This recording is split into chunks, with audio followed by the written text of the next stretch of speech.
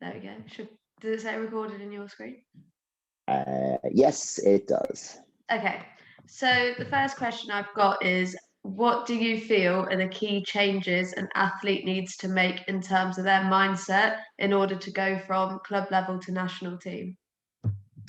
Yeah, it's quite an interesting change because nothing on the surface of it changes. So you're still doing your taekwondo, and you're still potentially competing because you would have been before. Otherwise, you wouldn't have this interest or whatever. But I think what changes is there's a very purposeful change to what you're doing and what you're about. So prior to making a decision to become an international level competitor or to try out for the national team, I think you just kind of follow along with what everyone else is doing. Like the grade progression gives people well, this is the next step and this is the next step. And you just kind of, like going through school, you go from one to the next because that's what's there, and you almost achieve the next goal without it really being a goal. It's set for you.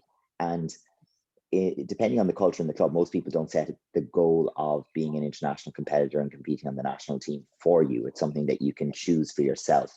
And I think making that initial choice brings about like a change in your intrinsic motivation. So you might have been motivated up to a point, say, to get to your black belt, but that will have been linked to what are your friends doing, what your parents want for you, or what's kind of expected of you. But after that, you're only doing that for yourself. Like there's no financial implications. It's and especially at a junior level, it's just a goal that you either value for yourself or a challenge that you want to set yourself. So I think that's a big change. And then also the whole time becomes so relevant because at a performance level, everything is about how can you make the most use of the time available to you? How can you make better use of your time than everybody else in the world so that you can achieve something that someone else isn't going to achieve?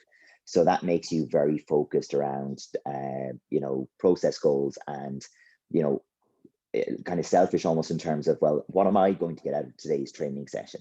So, things then change in terms of the mindset because it's not coming to training to meet the friends only. It's coming to training because it's going to be fun, it's going to be sociable, but also because I need to improve this or because I need to train X, Y, or Z. That's now important to me for completely different reasons. So I think that's like where it begins. Okay. Have you personally ever struggled to have a positive coach-athlete relationship? And if you have, what were the key factors that made it difficult? Yeah, so definitely. I mean, there's particularly if we just take it as like there are some relationships that you just say, okay, they're absolutely positive, everything, things work well. But then there's the other side of it where it's a relationship that's just neutral. It's not even negative. It's just like, yes, we're fine, but it's not what you'd call a positive relationship. And I think that happens where maybe you haven't found a way to relate or something to base your communication on. So you haven't maybe got a common understanding of, what the why is, what the greater reason for this journey is. And I do think that becomes a very challenging thing where, particularly from a national coach perspective, you might only be meeting these athletes once every 2 or 3 weeks at a national training session or at a competition. You don't have enough time to actually get to know all of them individually. So the ones you'll know best are the ones that have a couple of seasons behind them and you've worked with them consistently over time, or they train in your own club or in a local club. So I'd always find that for myself at national team, I have the best working relationships with students that I either see regularly or work with regularly, even outside of my own club, or we've started working together, we say at one tournament, and we've just preserved that relationship over 4 or 5 tournaments. So I think the struggle for me has been, I'll start working with someone and I make assumptions around what they're there for or why they're there or what this means to them or why it's important to them now. And you start pushing along certain lines or asking certain questions along those assumptions. They turn out to be wrong. Or you just really, even with some of my own athletes, it's where they've suddenly come through to where maybe they're even senior now, but they've come through for a while.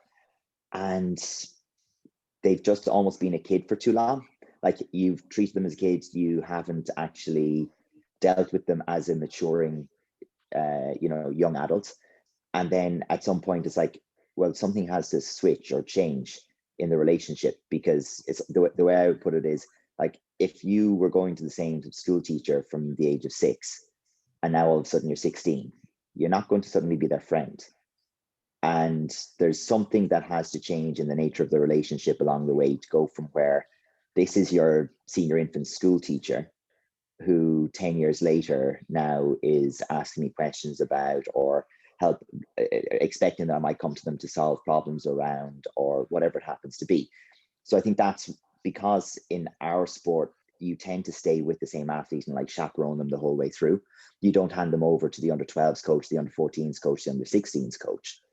We're getting them at different stages. So I think that's one of the downsides, actually, potential downsides to how we traditionally do things, is like that you're having to reinvent your relationship, and if you haven't managed to reinvent that relationship, then it can be a challenge, and sometimes it's just too late.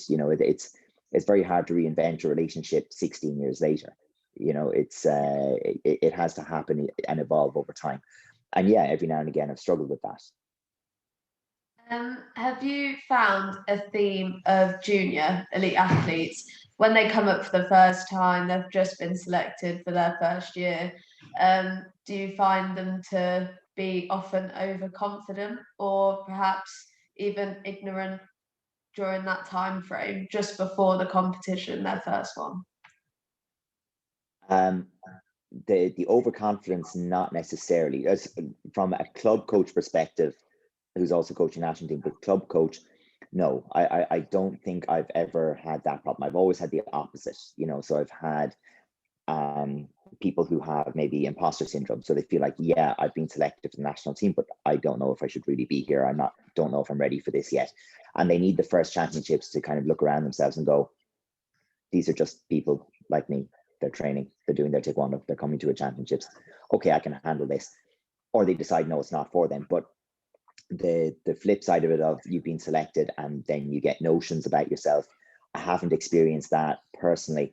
But the second part of your question there about the how would you put it, the ignorance is definitely a little bit more common, that they could still be projecting their expectations on the experience without having had it. And that's particularly true and it's happened a lot more recently because travel has become more expensive, I think, in more recent years. Like 10 years ago, we could get a flight, with Ryanair for a load of people, 20 or 30 euros. You get across with your small bag and you go and do your turn, you come back again. So we could go to more places more easily. And so we would take people when they were younger, like 12-year-old blue belts and so on, would come to the Netherlands, we go to England, we go to Scotland.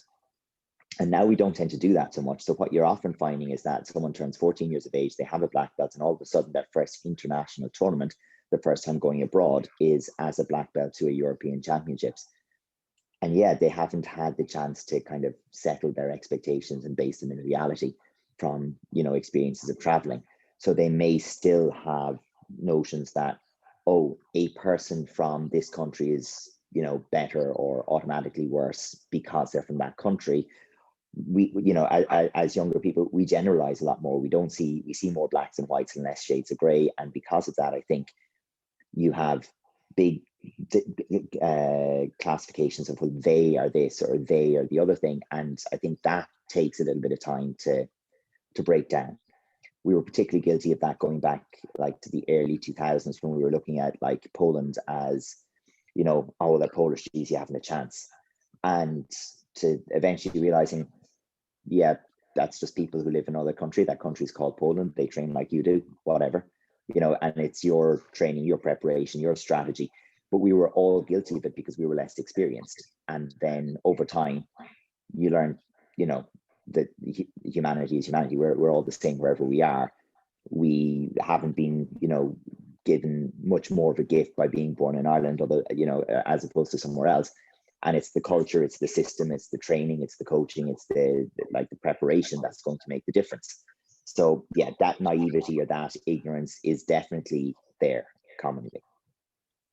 If that was to happen like now, and there was a junior that did come up for the first time, but they were super overconfident, very ignorant, perhaps even arrogant, what would you do to combat that?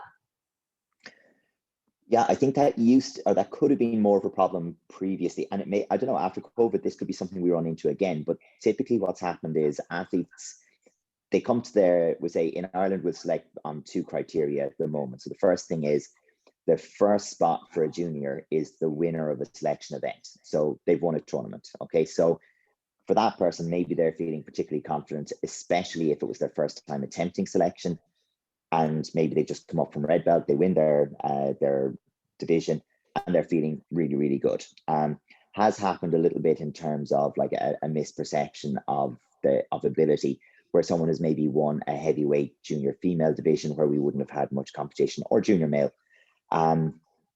Whereas if someone wins one of those lighter weight divisions at junior male or female, they've just beaten 20, 25, people. They're in good shape. They'll be fine. Where, sometimes you might have an easy win at a national selection tournament and then you go. You might arrive to your first national team training session with that exuberance and confidence and thinking that you're about to, take over the world.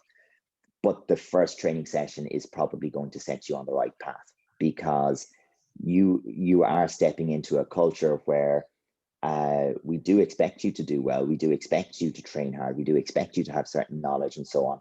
And you'll normally find out in that training session where you're lacking. And I don't mean that they get battered. It's not, they're not going to get beaten up or anything like that, but they are going to realize very quickly that there is a depth of knowledge and experience they don't have, that there are people that no matter what they know can quickly, tactically take them apart and punish them for their mistakes.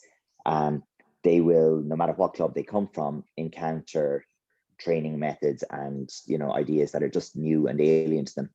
And generally, we find after the first one or two national team training sessions, the appropriate level of respect for their teammates and for the job at hand and the road ahead is usually there. So I think the team culture and the role of the seniors and the more experienced competitors within that team culture is really important there. What are the main reasons, in your opinion, that make working with elite athletes more challenging than working with the club level athletes? Well, the first thing I suppose to say is motivationally, it's not. So it's much easier to motivate yourself, I find, to work with elite athletes because they are giving as much or more energy to the project as you are. And that's hugely helpful. Whereas more recreational people are there to absorb energy for the most part. And I don't mean that in a very negative way, but they're coming there to have fun. They're coming there to enjoy themselves, to improve whatever it was, that the goal is, or just to socialize, where they don't have much more need of you beyond that, but they don't necessarily contribute an awful lot to the process either. Whereas the elite athlete, generally speaking, they're demanding, and that in itself is a challenge. There is a greater time commitment from both parties. You have to be far more consistent. So, your application of time, effort, you have to be at your best more often, because they will be demanding, and they should, I feel, tell you when you're off your game and you're not, stepping up to the mark. And it changes more often. So you can't like go into September and do the same thing you did last year, because that was last year and this is a whole new year and we should be in a new place. We should be better. So there are challenges there with all of that. But for a non-elite athlete, for the most part, as long as the expectations are met in terms of how the session was, how it felt, then really the challenge of dealing with that athlete, that's similar to the elite athlete, is it's figuring out where they are right now and how to make them or bring them to a better place. So looking at where they are, evaluating what their needs are and bringing them forward. It's just that the time pressure for an elite athlete is different. It needs to be brought forward by Tuesday or by 6 weeks' time for the competition. Whereas for a non-elite athlete, it's like, as long as they're getting better consistently over time and making progress, it doesn't matter if the journey is 6 months longer. Like, you can get your black belts next year or the year after that. That's okay. You're still progressing towards that goal. Your kicking got better. We can show you how you improved. But for an elite athlete who's committed on a particular campaign, they're spending their money, they're dedicating their time, they're making their sacrifices. Yeah, it needs to be better next week or the week after. And what's the most efficient way we can dedicate our time to that? I think that's a huge difference.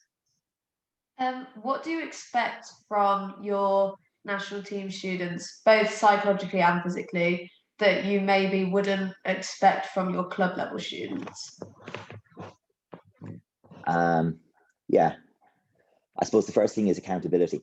So they've chosen a particular goal or a route. So if they've decided, look, I'm going for selection, or look, I have been selected, we're going to go and travel to insert name of country here to compete in this championships, well, then they have to be accountable for the work that they do between now and then, as you do as the coach. So they're taking ownership of that. So if they're going to take ownership of that, they're going to be accountable for that.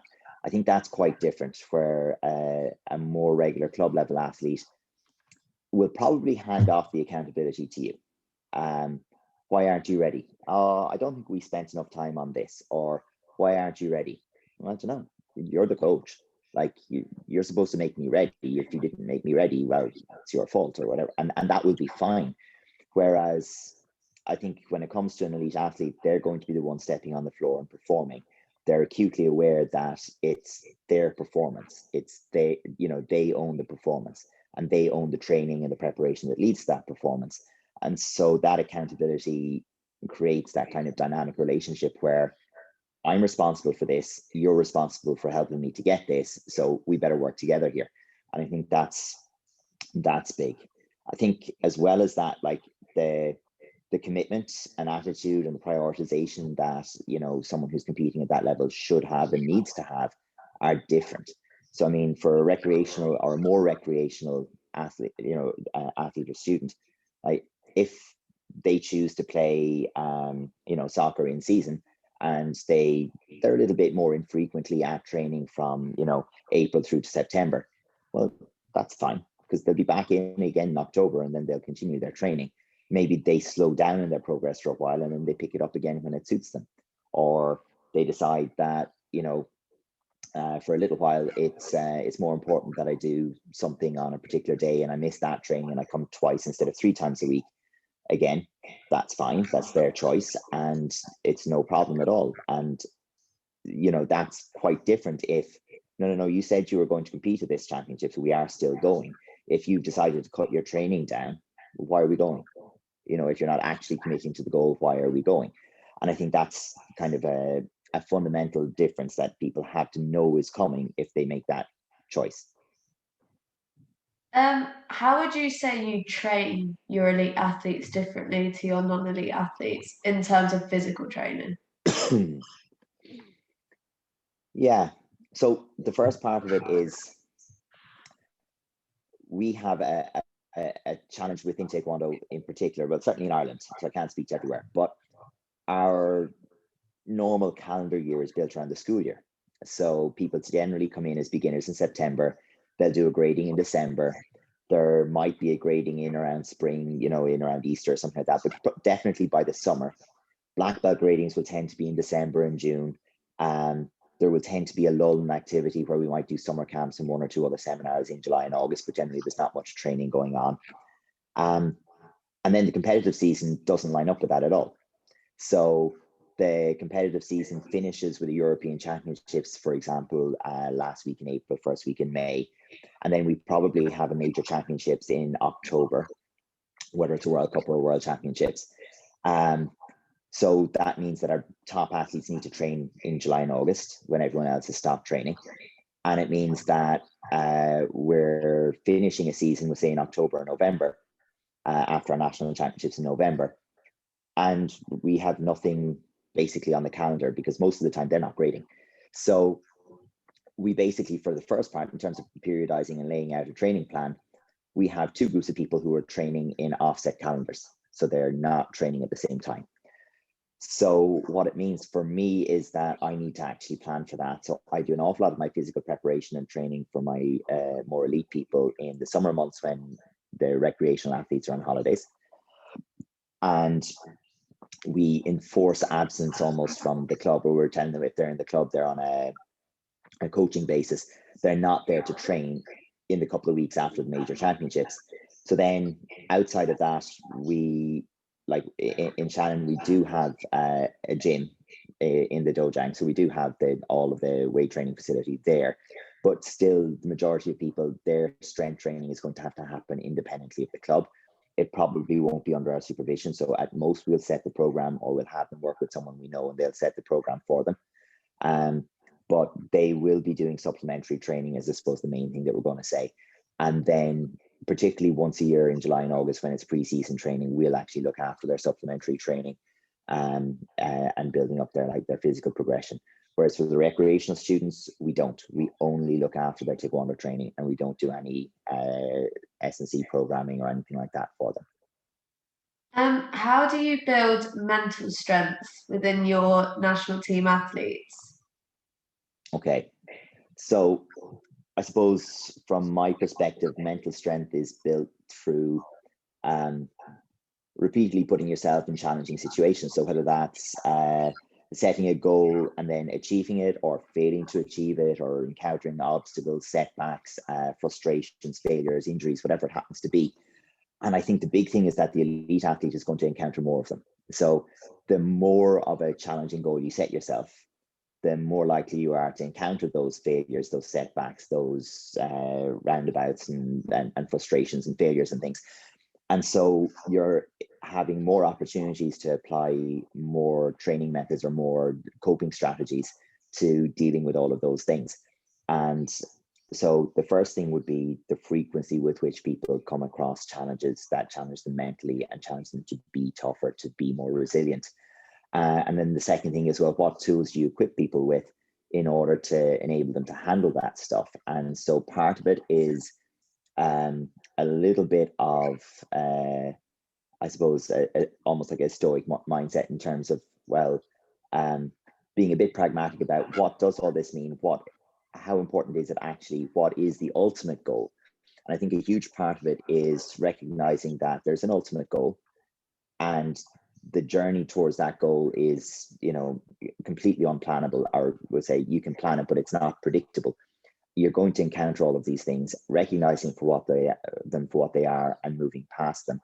And then the strategies vary depending on the person, their own particular, ability, whether they're able to mentally, or to talk to somebody about, the challenges that they face, whether they need to, have some physical practices that go, or physical practices that go with their mental practices. So like, pre-performance routines, breath control, etc., for dealing with some elements of it, whether they need to journal to deal with maybe anxiety or difficulty sleeping or whatever it happens to be, whether it's just that, where do I go when I've had that setback, where do I go when I've had that failure, like what do I talk about, how do we, what do we do next?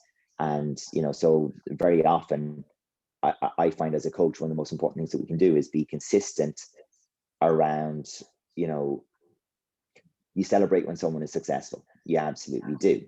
But you also have that like mantra of, yeah, but this too shall pass.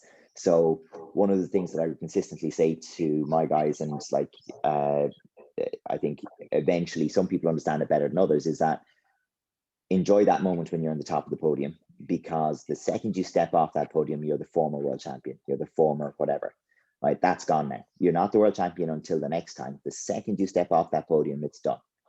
No one can take it away from you. It's in the history books, but it's gone. And initially that sounds very depressing, but it's actually, in one way, it's very freeing, because you then don't need to deal with stepping into the ring at the next local championships as a world champion. You're not. You're a former world champion. That's no big deal. That one was done. I won that.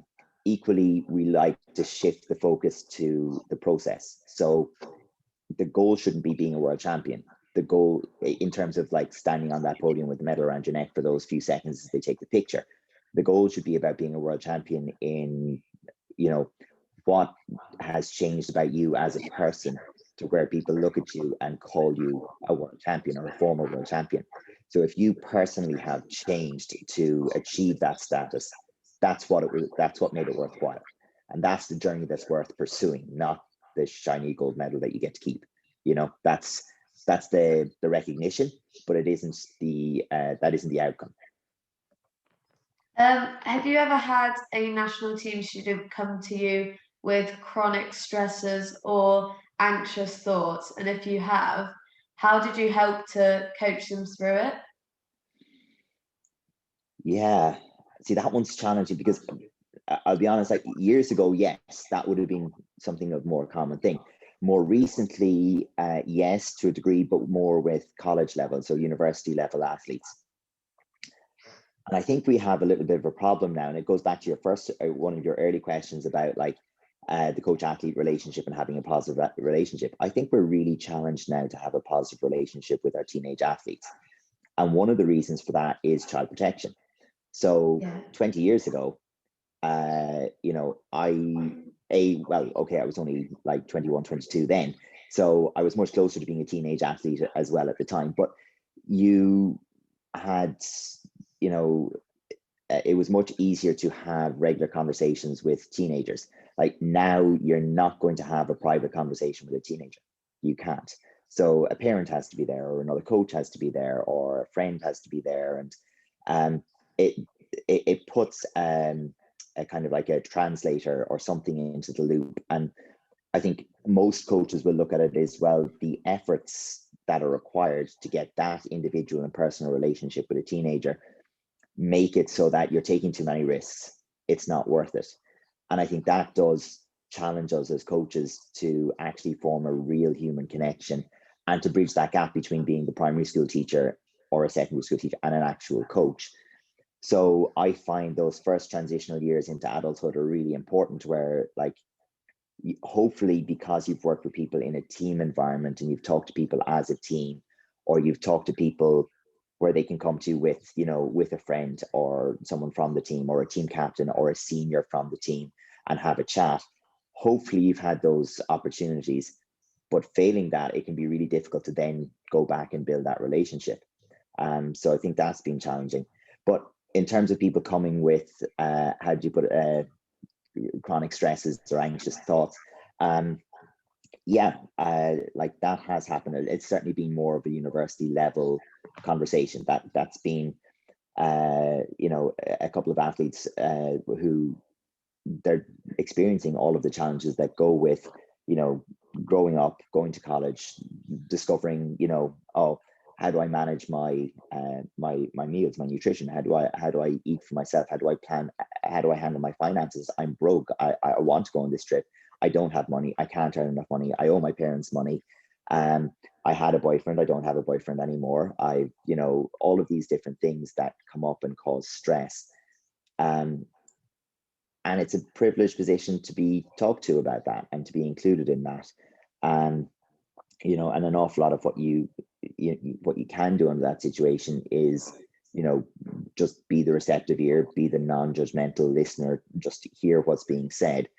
And as where you have any strategies available to you, you know, it's kind of remembering that although you're not a professional, you are a person. And it's often a person is what's needed. It's just, you know, someone who is actually there, who's willing to listen, who's supportive and encouraging, and who just values the athlete for who they are. And sometimes it does mean that people are going to decide, you know, right, I'm not going to go and compete this year. I'm going to go and do something else. I'm going to go and travel the world. I'm going to go and, you know, whatever it happens to be. And like, I don't think that I've ever fixed anyone's anxiety. I don't think I've ever, you know, removed chronic stress or done anything along those lines. But your role as a coach sometimes is just figuring out, okay, so now I understand where you are right now. How do we, like always, take you from there and bring you on a journey somewhere better? And that could be pointing the you know, in the direction of someone who I think can help. It could be saying, here's what we're going to do with your training to give you space so that you can deal with that. Or here's how I'm going to field the curveballs so that you're not under pressure from somebody else, so that you have time to manage that.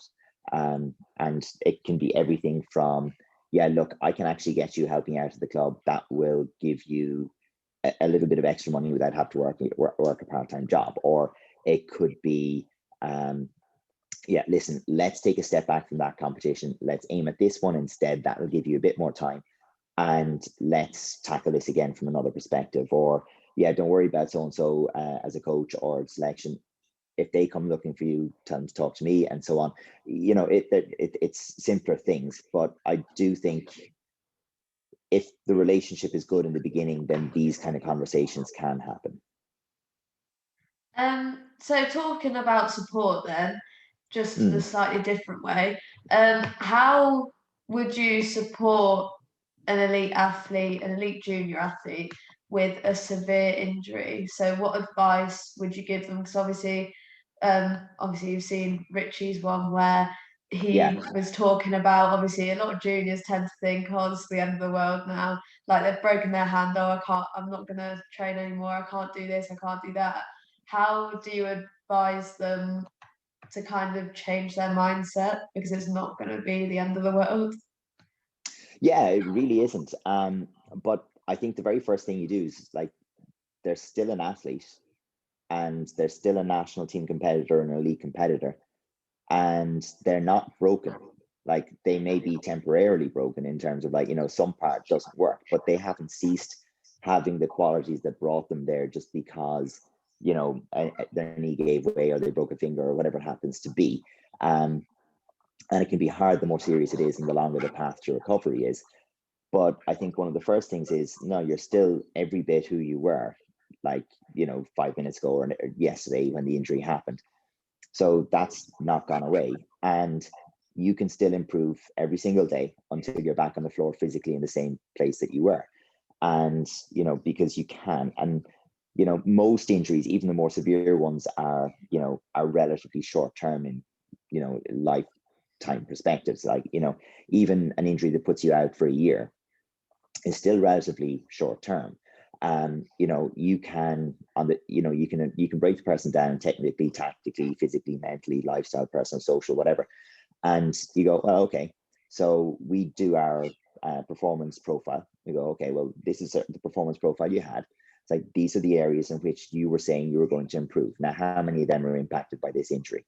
Okay, now let's remove those ones, fill the gaps with other things that you could improve. Okay, now we just reset the goals. We have a new timeline, and now let's improve those things, because you can still gain better knowledge of your competitors, your opponents, and their strategies. You can still physically develop, because there's very few physical injuries that stop you altogether. I mean, okay, if we have, something horrific, yes, but like, if you've blown out cartilage in your knee and it's going to take you 6 to 12 weeks to come back, well, okay, but after the operation, you can get back cycling, you can get back walking, you can do whatever. And up to the operation, well, we can still do all of this work. We can get you on a ski erg, we can get you doing all this stuff, so we can maintain these levels. So you might be setting targets about, maintenance. Your flexibility might be completely workable. So maybe we can target something that was previously a weakness. You might look at things that's like, okay, so your sparring is stopped for now, or maybe you can't do special technique for now, but okay, you haven't been paying any attention to your power break, and let's see if we can do a bit of that, or let's see if we can develop, whatever it happens to be, and put a bit of time into it, because that's an opportunity. It's like, and I heard on Richie's chat, like he was talking about COVID being kind of an opportunity for some things, but an injury is like that. It is always an opportunity to spend your time differently and break from your routine. So I think the second you can turn around and take a positive mindset on the injury and what that time will afford you and what will let you improve, that'll actually help with your recovery too. Because, even like I found a couple of times with athletes said, okay, well, the first thing that's going to be happening is if your activity level is reduced over these number of weeks, you're probably going to gain weight. You're going to feel unfit. So let's see about, can we improve your nutrition? Can we make sure that you keep training and you're still physically fit, so you actually come back from this injury in better shape than when you got injured? And often that's something that you can do, because one thing about elite athletes is, especially the closer you get to the championships, the closer you are to being chronically fatigued or overtrained. So, an injury often means, well, you can reset the clock on all of that and be very sensible and progressive in your training, because you're not training for a particular date. So, you can handle things differently. So I think overall positivity and setting real meaningful goals and challenges, I think, help. Okay, what would you say are the differences then in the advisory process for an athlete in terms of a severe injury? So what are the differences between advising an elite athlete and then advising just one of your club level competitors? Yeah, so I think ideally you would be doing a lot of the same things, but I'd simplify it in terms of the club level competitors, in that one of the biggest things we want to do is maintain communication, engagement management. So what the thing that becomes the priority when someone gets injured, and it's going to be several months before they get back if they're a more club level athlete, we don't want to lose them from our community, and we don't want them to feel like they've lost their community, because that's like, for all of us, no matter what, I mean, it doesn't matter what your martial art or sport is, one of the biggest things that holds you there is your, you know, your community and your family of like training partners and everything else. So if you get cut out from that, it's very hard to feel like you can just step back in and pick up where you left off. So finding roles and finding reasons for the person to come there is like, it is a challenge. Now, thankfully, those kind of injuries don't tend to happen with very young people. It tends to happen as you're, unless it's a freak accident, as it tends to happen as you intensify your training and you reach that stress point and something, you know, goes, usually under fatigue, and that's the normal way that it happens. As one of the reasons why, like in our gym, you know, if someone is injured, well, yeah, come to the training session, come at the same time. We have the kick or the punch bags, we have the bikes, we have the rowing machine, we have the weight. So you can be doing a rehab program like you would if you're in a team sport. Well, you come along and you work with physio while the rest of the team is there. Why? Well, because you still get to go and have breakfast with the team. You still get to go to the team briefing. You still get to look at the tapes and videos of the other team. You know, you still go out into the training pitch and you still do a training session. And after the training session, you have a chat, go for a coffee, grab lunch, and you go home. If we can do that, the person has never not been a part of the team or the club or the environment. Whereas what can tend to happen is, yeah, listen, I twisted my ankle the other day, I'll be out for 6 weeks. It's like, okay, but you don't have to be out. If you can be here, be here. We can do something else with you for 6 weeks. You know, get down here, keep traveling, keep coming to the club, keep doing your thing. Keep saying hello to everyone before the training session, chat with them for 10 minutes, keep staying afterwards for 10 minutes. You know, that part will really help mentally with the recovery from the injury, because you were never really injured if you didn't stop training. Like, that's, you know, mentally, I think that's a big thing. Do you think then, in terms of injury, the national team coaches tend to get irritated with the setback of an athlete? So say the junior athlete is looking like a contender that could win the world championships, and then the month before they get injured and they can't compete at that championships anymore. I think everyone gets frustrated with that. That's you know, but that's just the what might have been. It's the coulda, woulda, shoulda. Like, and you know, generally speaking, like, okay, if the athlete has done something remarkably stupid, then okay. But like, I mean, my example of that was we had a training camp going up to the Junior World Championships in 2004, and one of the athletes decided to try and jump over a wall, slipped, cracked his head, ended up with 7 or 8 stitches in his head. But they put in staples. So that was just before coming on the training camp. So we went the whole way through the training camp, and then at the end of the training camp, I had to remove his staples. So that was an interesting experience because we were flying out the following day. So the camp finished on the Sunday, we flew out on the Monday. But in his case, he was being stupid, and we just kind of felt like, you know, oh my God. And there is frustration that goes with that because it didn't need to happen, you know. But people are people. Like you hear it the whole time. Like I remember going back years ago, a Premier League goalkeeper dislocated his shoulder doing the ironing, and you're going like, why? But these things will happen. But generally speaking, injury is it's a time to reflect. You know, it's like, it was that someone's fault? Was the training inappropriate? Were you just acting the idiot? But generally speaking, was the training inappropriate that led to the injury? Time to reflect on that. Was there a pre-existing condition? Was there an insufficiency or an imbalance that we could have addressed? Okay, well, we need to look at that. Generally speaking, I think it's the amateur nature of our sport that causes some of these frustrations as well. It's because, well, that person has paid all of the money to travel, perhaps out of their own pocket, or maybe it was fundraised through the club. Maybe their parents are traveling. Maybe they'll end up traveling anyway because they've already spent the money, and they'll just end up watching the championships. And that's happened several times. You know, it's also, maybe it was a really narrow selection decision and the other person has been excluded. And now we had 2 people who could potentially have gone in that spot, and now we have none. And, you know, so those things can happen. But I think any of that being taken out on the athlete is not good. Like, that shouldn't come across. It's just something that it is desperately unfortunate. It can and does happen to anyone. And I mean, it can happen at the championships. Like, we've had people, I've been in enough championships with enough people that eventually something happens.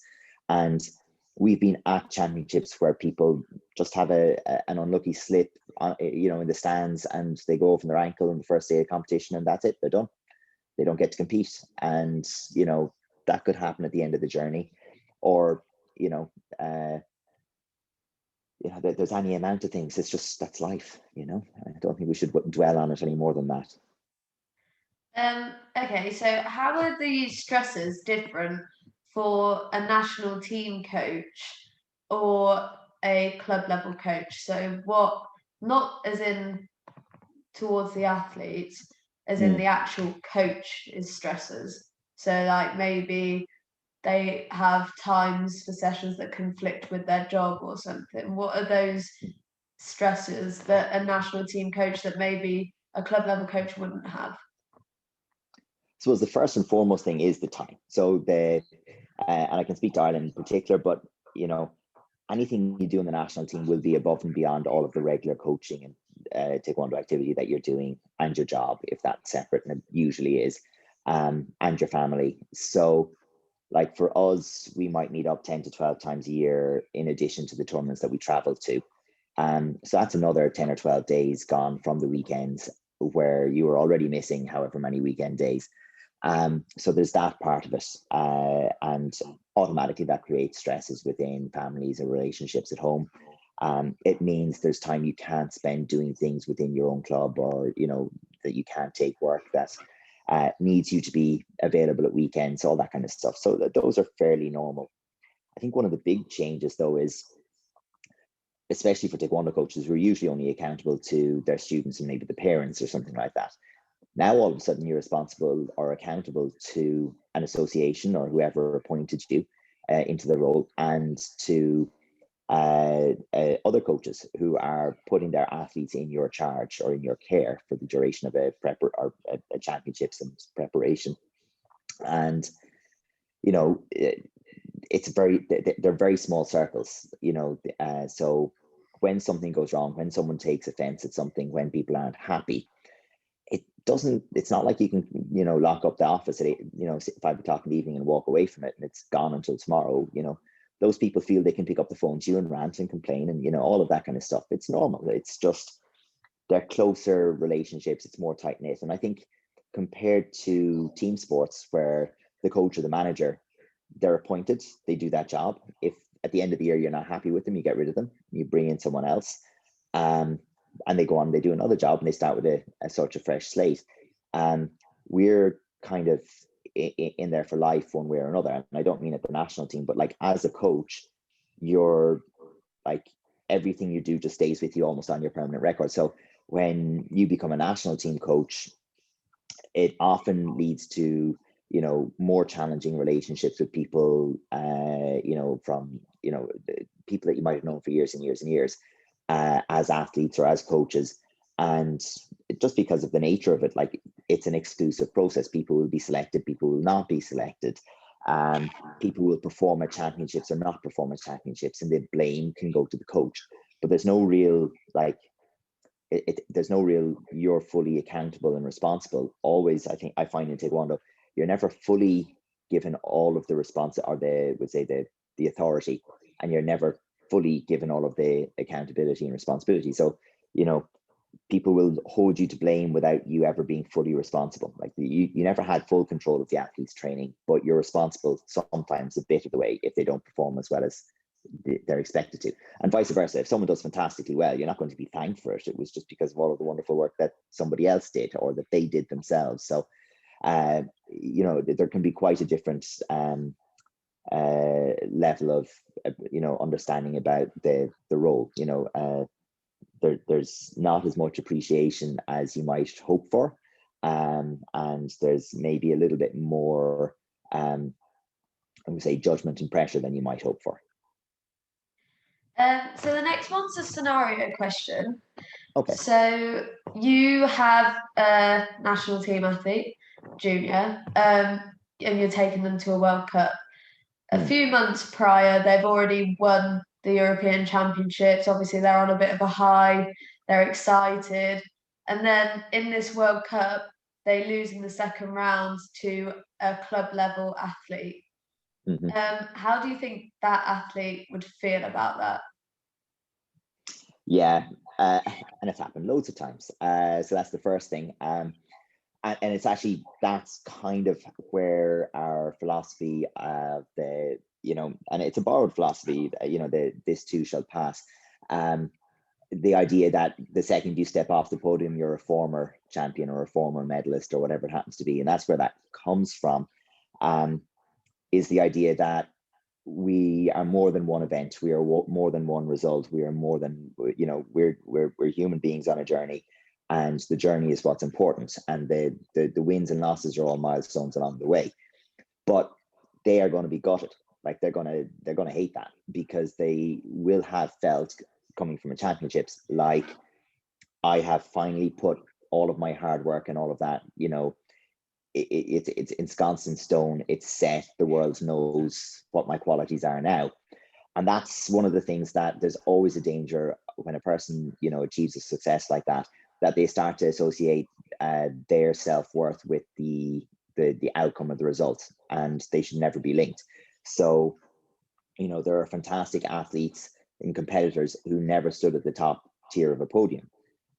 It didn't work out for them on that day, And I like to point out to people like that when it does happen to them. So remember this: there are people who have careers that are so much longer than yours. You're a junior competitor; you've maybe had 2 or 3 years. I can show you people who did not win a tournament, like an international tournament, for the first 8 or 10 years of their career, and then went on to become multiple times champion. They're those people. So not everybody's journey is the same. You had success early, congratulations, but that doesn't define you for life. Having one success doesn't define you for life. And all this means for us is that there's still more to learn. Like, that person that you beat in the first round of the European Championships could be the one who wins it next year. The person that you lost to in the second round here could win it next year. Or this could be that one time where you made a bad decision in a 2 minute, or in a cup, for example, a 3 minute match, that you didn't get to reverse. So, like, really for us, it's about not building feelings of self-worth around individual results, individual matches. And I think the nature of Taekwondo as well, and it's always worth explaining to people right from the very, very beginning when they start competing, is that, like, if 32 people go into a division, or 120 people in a World Cup go into a division, you have, in the case of 32 going into a division, you have 31 losers. So 31 people walk out of there feeling like they lost. And that's a challenge for us as coaches, because a huge part of what we work with the kids is the idea that that's not how you judge whether you had a good day or not. Because if 31 people go home feeling they had a bad day, 31 people didn't enjoy their taekwondo that day. I said, so you have to have something else. You have to have something else that you built your day around and judged your experience on. And it should be the same in this. So if you feel disappointed with yourself, it should be because something that you set as a goal for that match didn't come about and it was under your control. If it was the case of you just got your strategy wrong, okay, you got your strategy wrong. Anyone can do that. Next time we improve, we have another chance. There'll always be another tournament. So I think that for me is a huge deal of it. And yeah, sometimes, as I remember in particular going to two of my girls in Bosnia, I think it was, I'll have to think, yeah, I think it was Bosnia. And I remember walking over and said, oh, well, this is a real pity party. And the two of them sitting down crying. And, like, uh, the day had not gone particularly well for either of them, but, like, both of them have won medals at Europeans, at Worlds, at World Cups, and they're fantastic competitors, absolutely amazing.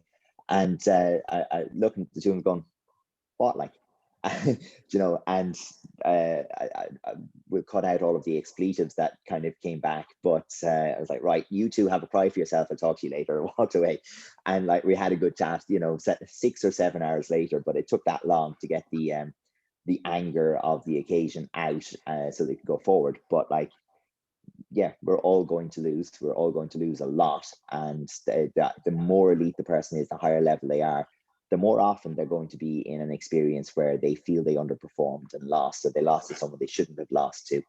And that is just a case of saying, well, if that's what it's all about for me, I won't have long in this sport, because it's going to put me in that, losing position regularly.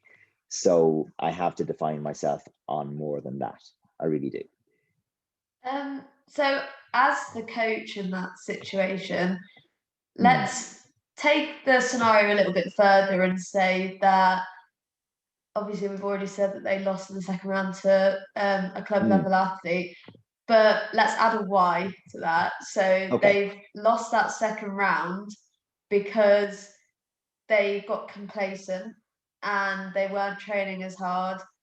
And the other athlete just came out better because they weren't thinking about, they thought they were going to win. Yeah. What would your thoughts and feelings be about the outcome in that situation as the coach? Yeah, I mean, I'll be frustrated because I'll know months in advance that that's the likely outcome.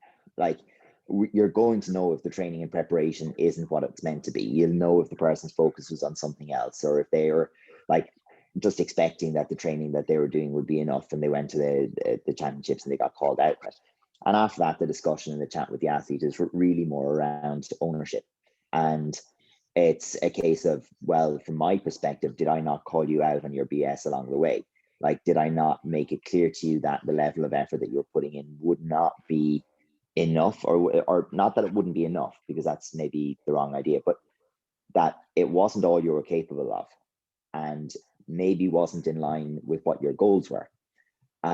And then it's really a case of saying, well, who owns that?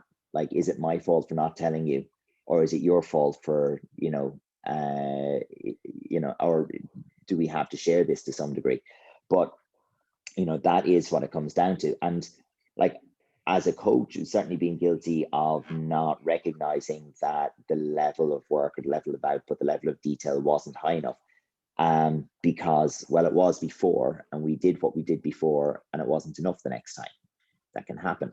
But like, I think that's where the conversation goes, because the first thing you want is, it's a little bit like, I suppose, the AA program or whatever. First, we have to recognize that we have a problem. Once we recognize we have a problem, right, we're all well equipped to solve that problem. We can go forward from there. But we have to deal with the emotion of the event. We probably have to separate ourselves from it by, a couple of days at least, before coming back and looking at it. If we need to watch the video, we watch the video, and we come around to well, was this, something that we don't want to happen again? Is this something that we want to mitigate against? And in particular, is the manner of it, because we can all take a bad result, but if we feel that the bad result was because of our own complacency, lack of effort, lack of preparation, lack of whatever it happens to be, well, I don't want my athletes to be able to live with that. It's very emotive, but I don't want them to be fine with that. I want them to feel like, okay, if I step forward to go on the mats and it's a major championships and I've set the goal and I've set my steps towards it, committed time, effort, money towards it, then I'm really going to do it. But if the same thing happened at, let's say, you traveled abroad to an open championships, so you went to Holland Cup or something like that, and the same thing happened, you lost in the second round to a club level Dutch athlete, it's fine. Like, if you were too complacent, you weren't fit enough, you weren't quite ready for it, that's still fine, because that's part of the season, that's part of the learning curve. Like, this is only a problem if you have set the goal of performing at your best at that championships, stating that your training would bring you there, and then you didn't follow through on it. Like, that's the only time that's a problem. It's perfectly okay to go underprepared to a tournament if you are knowingly going underprepared and you set a competition goal based around that. Do you think that national team athletes would say that you are too hard on them in national team training in comparison to how you would treat your club level students? No, I don't think so. I think physically hard on them, yes, but that's part of the. I think we have a chat every single national team training session. The head coach and various coaches will have a discussion with the athletes, and we'll draw on the athletes for their questions, opinions, and inputs. And our more experienced athletes will contribute. And a big part of that is understanding that, like, the shared experience of struggle really is actually formative. It helps you bond as a group, as a team. we're responsible for making sure that that struggle isn't destructive. So we're not inflicting pain, punishment. We're not breaking people down. We don't need to. What we need to do is progressively overload them so that they become more mentally resilient, more physically resilient, and more specifically attuned to the physical challenge and the mental challenge of competing at a high level. We have to make training feel like the tougher matches they're going to experience in the ring. And we can't, as coaches, do that. We need the help of all of the individual athletes to do that. So it's about us setting an environment and going forward. One of the things that newer athletes, the national team, really struggle with is how involved we need them to be all the time. Like that, we when you're off the ring, you're not resting. That, like, you're physically resting, but you're still watching everybody and trying to learn from them. You're still giving other people advice because you're still responsible for their progression. You might have a coaching, like a semi-coaching role, so you might be holding someone accountable. So before they go in for a round, tell me what your plan is. So they have to verbalize their plan for that round against that opponent. And if there's a 2 rounds, they have to come back in the halftime and say, I said I'd do this. I haven't done that yet. I want to do that. I'm going to do that in the second round. Or this was my plan. My plan isn't working. Here's my new plan. Or here's my plan. My plan hasn't worked. Do you have a plan for me? I need a plan. And so that's for younger athletes and newer athletes, that's really difficult. And so stepping up and going into that environment is a big thing. It's massively harder than most club level environments, but it's also, I suppose, it is what helps shape them into confident international competitors, because when you fit in, you know you're ready for the world. Like if you can fit in with, at one time on the floor, there could have been a dozen world champions, individual teams standing on the floor over various years. So not all from the same year, but like over various years. And if you're going to stand on the floor with those people and you feel like you fit in on that floor, that those people value and respect you and think you're competent and capable, well, then you can handle anyone. It's fine. You'll be good. So there's an element of, yes, the training is harder. Yes, it's tougher. Yes, we expect and demand more, but we don't demand as national coaches any more than what your teammates demand. And I think our nature, particularly as juniors, actually, no, whether junior or senior, the opinion of your teammates matters more to you than the opinion of the coaches at all times. It just does. And so I think it's about the coaches help prod to set that culture, but the culture is carried by and built by the people who are in it and living in it. And I think it's that's where our senior athletes carry a huge burden. So if they feel we're being particularly tough on them, it's not us hitting them in the head. It is, in the end, it's the other athletes there. So they're the ones that are actually going to be determining what tough is. Do you believe that your students are treated equally, no matter if they're elite or not? So elite and club level students? Absolutely not. No, not even close. It's reciprocal. So the way I like, and we would say it to people from the very beginning, and it's something that gets repeated time and time again. You will get back from us as coaches far more than you ever put in, but we're going to respond to the energy that you put in there. So if somebody invests time, effort, energy in their own self-development and in what we do as a club, and both are very important. So if the athlete is very selfish and is only there for themselves, we will not contribute the same time, effort, and energy to them.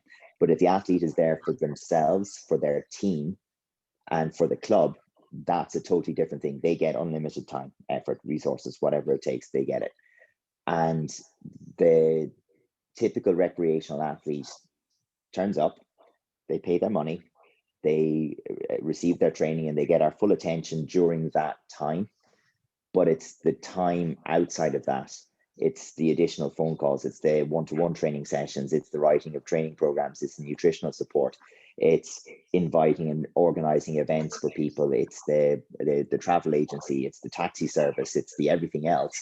Not every athlete gets that. The ones who make the commitment to support the club, to support the team, to invest in themselves and not only as an athlete, but like the people that have gone on to become coaches, to become referees, to do things like that as well. like it's the people who invest that get the return on the investment. And so I always tell people, it's like, you don't get equal treatment, you get fair treatment. Okay. Do you think that in terms of juniors, do you think that the selection process can affect an athlete's mindset, either positive or negative? And if so, how? Oh yeah. And it's very different whether it's your first selection or you've been selected before. And I think when you're going for your first selection, you've nothing to lose. So as I said, the way Ireland works is if you didn't win your selection tournament, there's still a chance because we have a second and a third junior slot. And generally speaking, we'll pick them after 1 to 2 national team training sessions based on how people competed first and foremost, and particularly if they have a track record of competition. And then based on performance in the mix, like seeing how they fit in with the group. And that will always be difficult. Like we never have an argument over who should be picked first. The arguments are always over who should be picked in the third place position. So, and that's where people could feel hard done by. The ones who are going for their first selections don't typically feel hard done by, unless their coach encourages them to feel hard done by. But it's the ones who are incumbent, who are there from the previous year or who have been selected before, and they come forward, but they don't win the selection event and they're looking for a selection and they need the coach's nod to get them there. If they don't get selected, that can be quite tough. So there's a lot of stress that hangs around that. So I do think selection is difficult for everybody. It's difficult for the athletes and it's quite difficult for the coaches too. And one of the toughest parts of it is as an athlete having a global perspective on it, you are only concerned with, do you get to go? Do you get to perform? Whereas what the coaches are concerned with is trying to make the right decision, but also to have that decision look like it's the right decision, which is not always the same thing. Yeah. Okay then. Do you believe in junior national team athletes that pressure makes or breaks them, and why more often, kind of? Pressure. So I don't know that I've had any junior athletes stop competing or step away because of pressure per se, because of expectations not being met, potentially because of would say recognizing that taking the next step along would be too much of an investment, or it's not an investment or a journey they're willing to make. But the real question of where does that pressure come from? And we would look at our juniors as they have an opportunity to succeed, to excel, to perform, but no expectation to.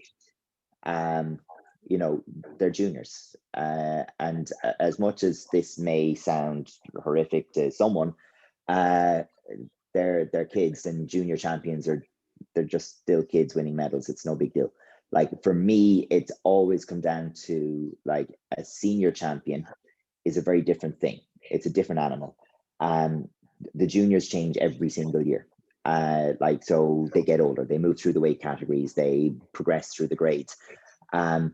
So for me, there's no difference between, say, looking at a 14-year-old black belt going to European championships and putting pressure on them to succeed is the same as going to an 8-year-old yellow belt and hoping, putting pressure on them to win the tournament. It doesn't matter in that way. It's fantastic if they do, and we prepare them to give them the opportunity to be successful.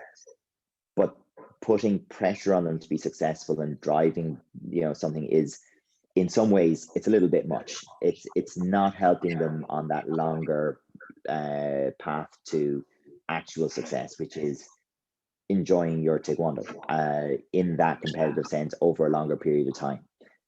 But there has to be some pressure, because there's the time pressure, there's the there's the performance pressure. They are going to be under pressure to perform. All those things are there. Does that make them? Well, yes, if they can start to look at all of that and relish that as an exciting opportunity and challenge, great. If they react to that with dread, with anxiety, with anticipation that isn't good, well, yeah, that could also drive them away from it completely. And we often know after the first championships, like the very first championships that a junior does, is often a case of they have the bug and they never want to let it go, or they can't see themselves letting it go. Or they go, thanks for that, never doing that again. Good luck. And you occasionally get that one. And you could certainly view that as pressures. Like that could be a response to the pressures.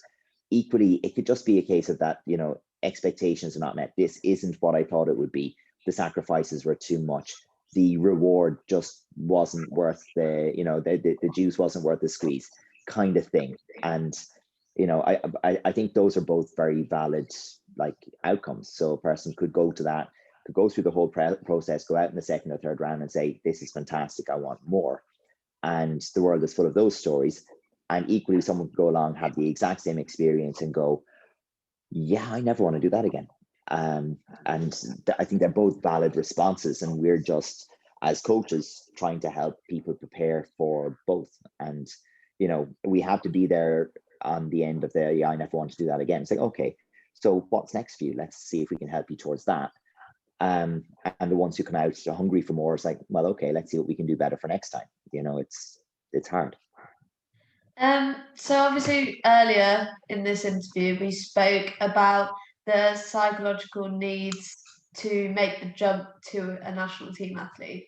Yeah. This question is similar, but just a little bit different. So what do you believe are the psychological necessities for an athlete to have in order to become elite and succeed at an elite level? So basically, the difference between a national team member and then a national team medalist.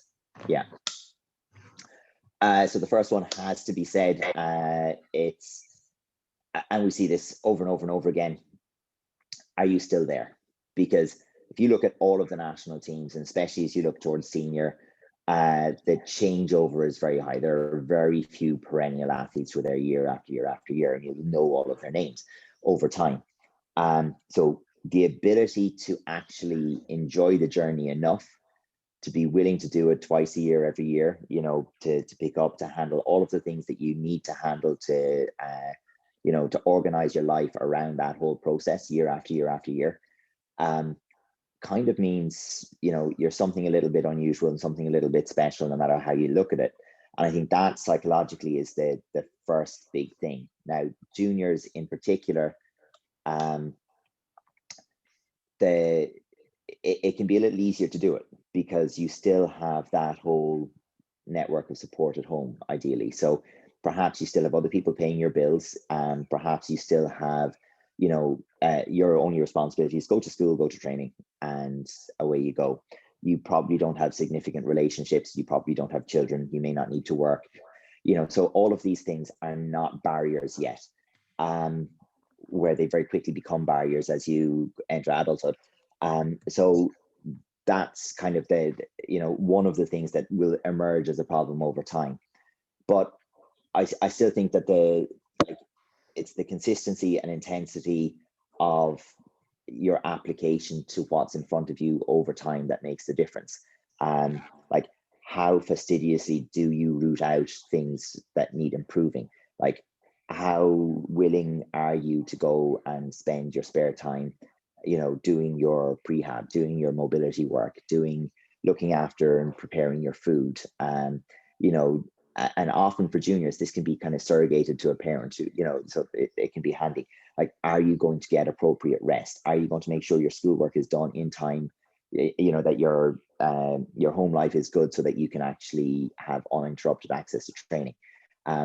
Are you traveling to all of the events? Are you staying injury free? Are you able to do that consistently over enough time that you learn your division, you learn your craft, and you're able to advance yourself there? And then mentally, I suppose, are you able to consistently dwell on, okay, this I do well, and I move forward with that. These couple of things can be improved. Here's my plan around that, and just keep iterating forward. Because I do think that's one of the biggest things is consistency. Like, some people are very fortunate or unfortunate, talented, whatever you want to call it, but they arrive to success quickly and they may well maintain it. But most of us need to have, a learning experience or two along the way. And I think the consistency and the like resilience against like those setbacks is really important. And I think that sets the eventual winners apart, is that they don't take the setbacks as permanent statements of fact. They treat them as they are. They're just moments in time that can be learned from.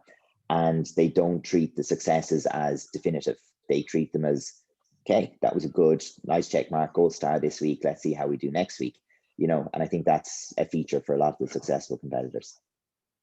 Have you ever noticed athletes, if they're injured, say, and they've just come back and it's their first national team training back after their injury, have you ever noticed that maybe they're holding back in certain drills or certain activities? And if you have you ever mentioned it to them and just sort of tried to say that, come on, let's get going again? Yes, and then no. So the first part of it is, yeah, definitely that's absolutely normal. Everyone's going to have a certain amount of residual fear around an injury, particularly if it's something that happened in training, in competition, and is likely to occur again. So we've certainly seen that even with things like broken toes, with broken ribs, things like that, or if someone's gotten a nasty concussion or something like that, you've certainly seen that kind of thing happen. I put huge stock in reacquaintance and like habituation. So like if you twisted an ankle, one that unfortunately we have had to deal with way too often, and so you've gone over in your ankle, you've torn some ligaments. Okay, how do we get confidence in that again? And it's an awful lot of it is not jumping back in too early, making sure the injury is fully rehabbed, and gradually testing it and building your own confidence in it. So it's like getting to where you have to feel like you can kick at full power, like you can hit something and not have that come back, that someone can walk into, that you can test it in movement, and each injury in each event is a bit different. But you want to kind of gradually increase the pressure of the test until the person feels like, I've actually given evidence to myself that my injury is dealt with. It's fine. It's good. It'll always be there a little bit, but it shouldn't be a case of having a conversation about the injury. For me, it should be a case of, I just need to build the evidence for you that you have properly dealt with this injury. And obviously, I'll only responsibly do that if they've had some good rehab. More challenging in the case of something like a concussion, because the injury is, depending on the concussion, maybe it's never actually healed. It's one of those things that, an acquired brain injury is potentially there is a lesion there. There's something that's there for years to come, or but to all intents and purposes, after the appropriate amount of time, you're as good as. But getting confidence in contact. We've often seen as well, if someone's like taken a side kick or back kick or something and cracked a rib, maybe they don't blitz as freely anymore. It takes a little while to get back into it. They lose confidence in a particular technique, and in gymnastics, it's lost technique syndrome. So you need to find that again. And so we will go through things like, we'll train with body armor on for a little while, or we'll test it against. You won't bring it into your sparring, at the national squads, but you might bring it in against club level athletes and people who know the pre-existing condition, and they'll gradually build up, and the contact can build up a little bit. You'll do some contact drills, and once you feel like it's actually okay, it gradually improves. But you have to be very patient with people, recovering, because the injury is gone physically. No injury is ever entirely physical. Like there's a trauma associated with every injury, and you do have to overcome each in their turn. So really, it's just being persistent in gradually building that, I suppose, that evidence set that no, you're good now. Okay, so if one of your students has just become a national team member, so in the time frame around their first competition and their first selection, have you ever noticed people in the club treating them differently? Not in a long time. So we've fairly consistently had people on the national team for a lot of years now. And you'd be very used to having people coaching or people who are in the club who are at national team level. So I think it's always expected to some degree that someone would be wandering around in an Ireland team tracksuit. But we suffer from that too, which is from the point of view of a lot of the junior athletes, they don't think much of it. It's just a thing that, I suppose, they're on the Irish teams, whatever, it's fine. I think what we almost have had conversations around, well, do we actually need to highlight the athletes more and make more of a big deal of it? And I think we actually do, just so that it's actually understood and appreciated, like that these people are, a little bit, above ordinary in terms of their effort, commitment, etc., that they didn't magically become good because they got a black belt or grew to be 16 years of age or whatever it happens to be. And just to celebrate the work, the achievements, the accomplishments a little bit more. But no, we don't tend to see people act differently around them. The only thing that we do get, unfortunately, and I don't think it's a national team thing, or an elite, or sorry, it's more of the person being an elite athlete or a higher level athlete thing, is we get people who won't try new things, challenging things in sparring in particular, or won't step up on the floor if they can possibly manage it to do patterns against someone who's a national team level competitor, because they just feel like they're automatically going to lose, like that there's some mystique there. And that's something that we have to work on the whole time to make sure that there's no, like that there's a continuity and no like this level and then down here and an unbridgeable gap. So the person who's on the national team should hopefully always have people who are just a little bit behind them pushing up, and that the people below them can latch on to, well, this is the next level of performance and then this is the next level of performance. But if the gradient is two steps, then it can be very difficult. And that does happen every now and again, but we try to work against that. Okay, do you believe, so this is in terms of inside of the national team now, do you believe that certain junior athletes' successes it can invoke jealousy from fellow athletes? And if so, why? So yeah, it can, but I think one of the big things is within a particular category, so if you have multiple athletes within a category and one person wins, gets a medal, the other one doesn't, very often they could see themselves as being on the same level. The results might go the other way around in domestic competition. Like there's a lot of reasons why people might feel like you're getting all of the recognition, I'm just as good as you, I just got a bad draw or something to that effect. Usually those kind of things resolve themselves over time because there's another competition and there's another draw and there's another outcome. I don't know if it's very negative jealousy. It can just be a feeling of disappointment that they got they got lucky this time or whatever it happens to be. But we would see that more overall, though, as a culture, we definitely would see people much more appreciative and celebratory of other people's successes. Generally, because in Taekwondo, one person's success doesn't normally take away from someone else's. It doesn't usually take away from the spotlight. We can all be successful. The only exception being between competitors within a category, I think. Have you ever run into a situation of the parent coach where the parent starts to try and get over involved in their child's training? And we're talking about types of parents that aren't involved in Taekwondo at all, so they don't really know anything about it, but they're kind of trying to be their child's coach. Yeah, not personally in my own club, but we have run into it every now and again at national team where someone has arrived to the team and all of a sudden you notice that there's a parent in tow and they're sitting on the bench and they're moving up next to whatever area of the hall the person's training in, and the child is going over, sitting next to them for a chat in between every match and everything. And it did get to the point for us as a national team where we for a while all the parents were brought in, and then management would take all the parents away and have a chat. And so we had to get to the point where we were setting down expectations explaining what our role was and wasn't, and what their role was and wasn't.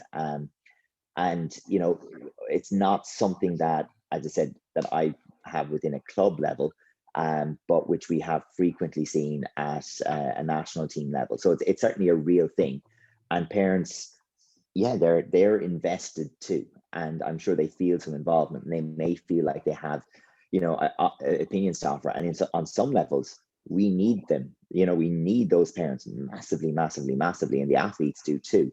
It's just like having a clear separation of roles. What's our job, and what are we responsible and accountable for, and what's your job, and what are you responsible and accountable for? Because the tendency of a parent is to say, I'm going to blame you if anything goes wrong, but and it's all your responsibility. But at the same time, like for all, like when you are a parent, that's a very natural thing to do, because like you're trusting, and very hard to give somebody that trust with your child, but you have to do that. You have to trust somebody else to do the best they can with your child, and that they will have your child's best interest at heart. And at the same time, the parental thing is also, but I'm going to make sure. So I'm going to be there, and I'm going to make sure. So some parents will be that way. And really the best thing that we found that we can do is build up a better understanding between the parents and the team around, who's there, why are they there, what's their job, what's your job, how can you support. And the biggest thing that we can do is give them a role, and an important role, in managing their child's experience on the national team, and facilitating where they can, and recognizing where they need to butt out and not actually be involved, because that could be counterproductive. Yeah. Do you find that some, not all, some pushy parents are usually those who have a need for their children to be a national team member, whether that be to elevate the parent status in the community, or they want to elevate their child's status in the Taekwondo community? Yeah, I know this is definitely a thing that like parents living vicariously through children is definitely a thing through sport in general.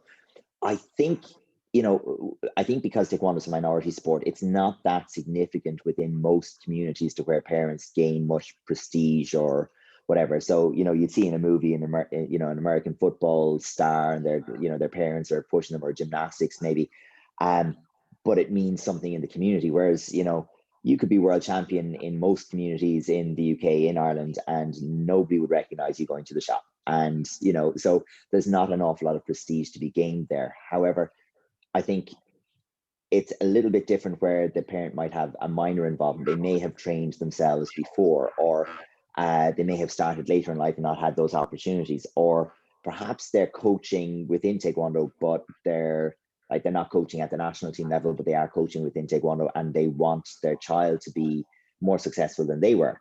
And, those are things that could be real, like perceived pressures, or, the parents could add additional pressures around that.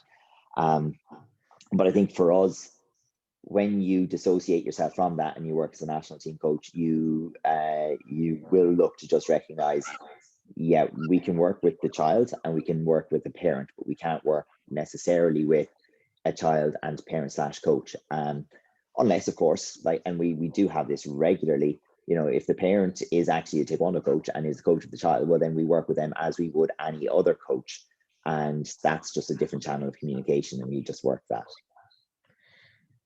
So moving on to a little bit about selection process, and just back to national team only zone kind of thing. Okay. So in the selection process, do you believe that there's any favoritism in who is chosen, and if so, why? Favoritism wouldn't necessarily be the word I'd use, but there's always like natural bias. So we once upon a time had a system in Ireland where it was entirely points based on, we would assign points for particular competitions and results within particular competitions. But we quickly found that athletes got very savvy, and coaches got very savvy about manipulating which competitions people would enter or not enter.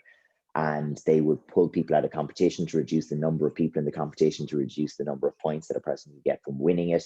Once someone got a lead, so it got very gamey. So we changed it. And now we have, we'll say, one designated competition for each championships, where the winner is the natural number one selection. And then the coaches have full say over the number two selection based on a number of criteria, which is to say your competitive records, your competitive record versus anybody else within the division, and the coach's opinions basically as to your, and that takes in everything from your training, your work ethic, your like disciplinary record, your everything. So the coaches will basically have a consensus opinion after that. And that gets difficult because when it comes to a consensus opinion, particularly around someone who isn't particularly well known, or where there's someone who has won, the data is poor. So for example, a guy who was a red belt gets his black belt, he beats an incumbent squad member at one tournament. Is that one result worth more than the experience that the other person has had of being on the national team for 2 seasons and how they've performed before and what we know about them? Like, what we like to say on that is there's no right answer in some of these situations, and probably none of the people picked in the third position are going to win. They may not, it may be unlikely that they'll even medal. So there's no right decision, but you're trying to do right by the people who put themselves forward for selection. Equally, sometimes we will choose not to select someone because we think the quality for that isn't, European standard or world standard. So we'll not select anyone, even though there are a number of options available. And that always causes friction. But the natural bias that exists is, some people, you don't know other people. You have, potentially you can be someone from your own club and you have an opinion. We will try to get that person to declare their self-interest and step back and let the other coaches make the decision. But there is always bias and perception of bias, which means things are very, very, very difficult, and it's one of those things where it's human nature. And even down to the thing of, you have your natural first place selection, that still assumes that the draws were done well, potentially seeded, that the best two didn't meet in the first round, that the referees in that particular ring were competent and experienced, that there's a whole lot of other things that go into that. And sometimes we're looking at the first place one going, how the hell did that happen? But it happens. And so we would always say we're within 90% of the right decision every time. We're just not sure about that last 10%. Okay, so following on from that, say you've just, obviously you said the first, sorry, the first place goes to obviously the person that won the tournament. So looking at the second spot and third spot then, if you obviously choosing them, then you tell them, and then all the other people obviously haven't been chosen.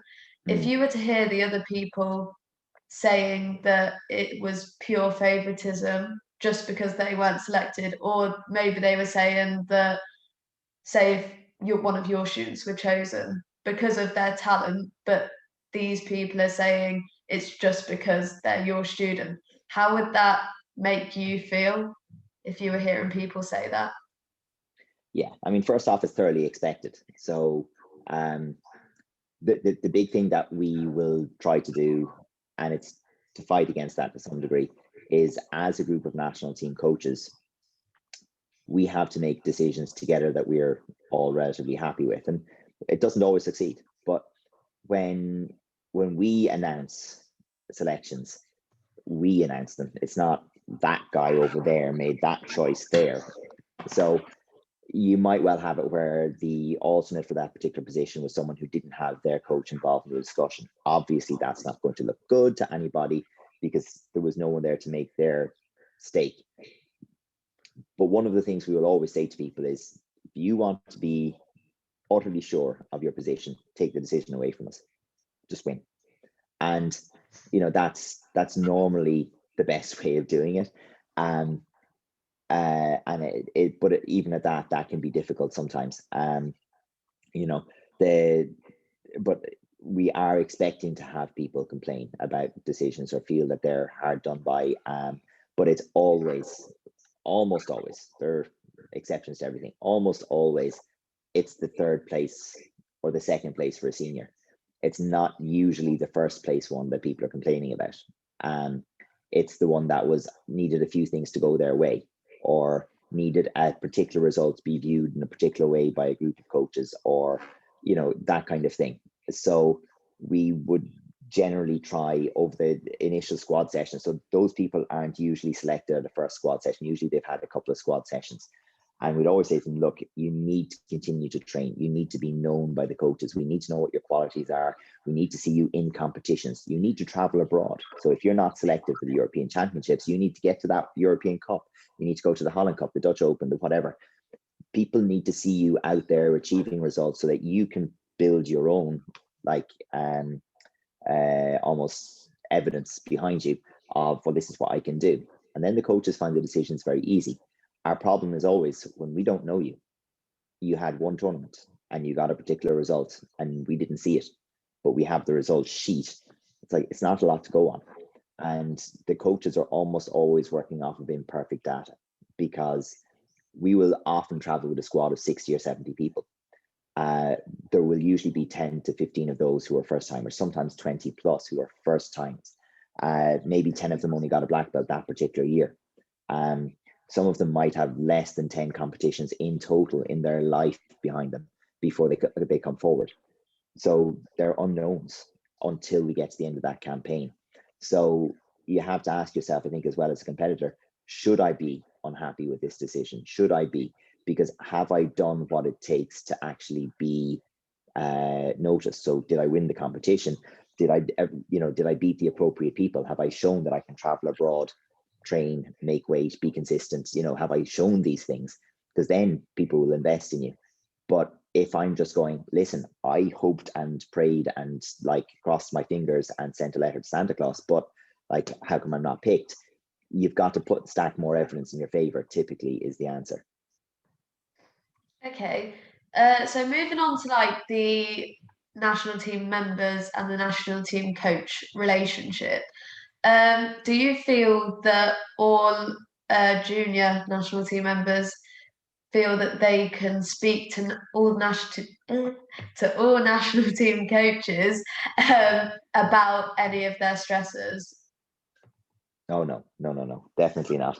And I don't mean that to blame anybody. It's just a case of the group, particularly at the beginning of the campaign, they just don't know each other that well.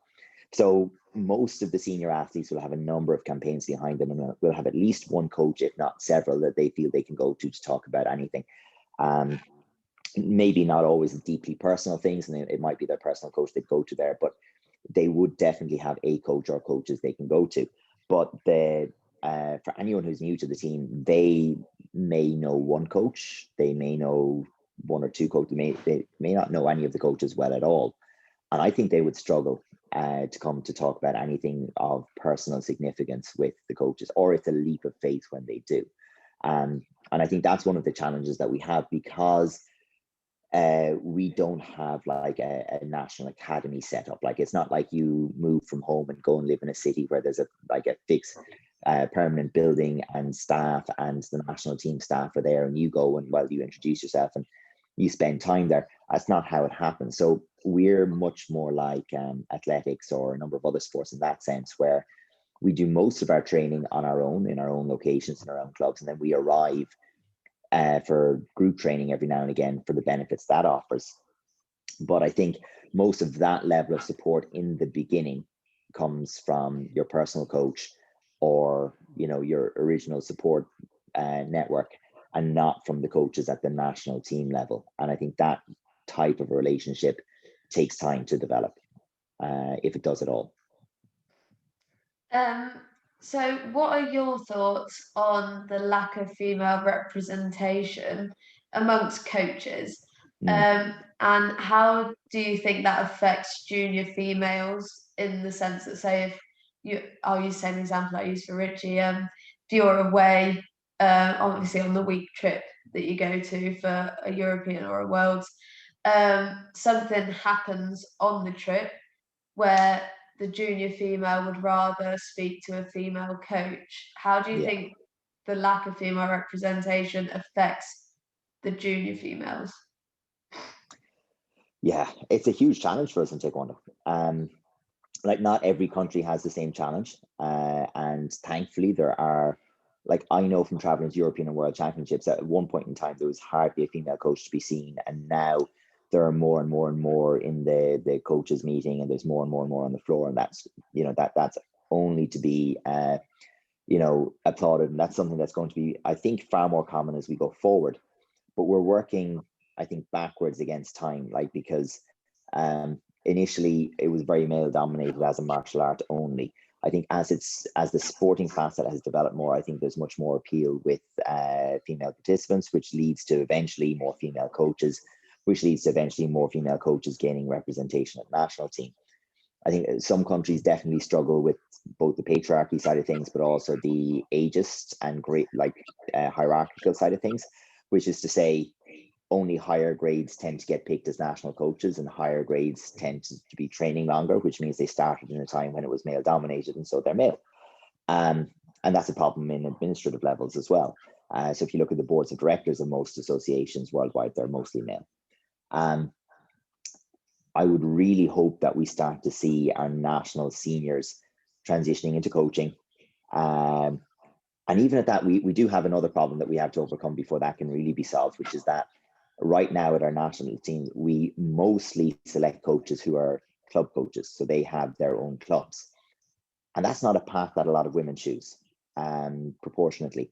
So even of the people who could open a club, it's far more common for us in Ireland, I think, that female coaches will become assistant coaches in another club than taking on the responsibility, or would say the full duties of running a club independently. And I think that's because it's done as almost like a small business thing. Whereas I think if Taekwondo clubs evolved, if things were slightly different, a bit more like Norway, where your Taekwondo club is a sporting club like any other, it's set up differently. There are, 10, 12 coaches involved in the club. There are some senior coaches, junior coaches. There would be more roles for more people to be coaches.